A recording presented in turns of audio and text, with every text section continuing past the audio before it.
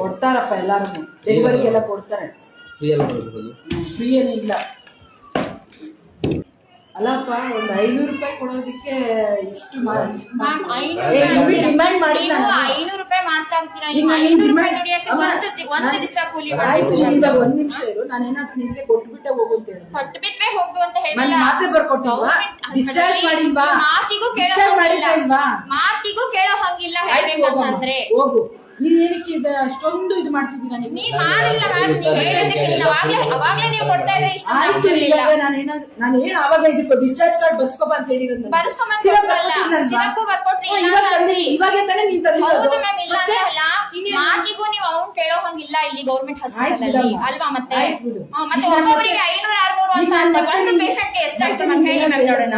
ಏನು ಹೇಳಿಲ್ಲ ನೀವು, ಮಾತಿಗೂ ಹೇಳೋ ಹಂಗಿಲ್ಲ. ಅದ್ ಹೆಂಗ್ ಕೇಳ್ತೀರಾ ನೀವು ಅಂತ ಹೇಳಿದ್ದು.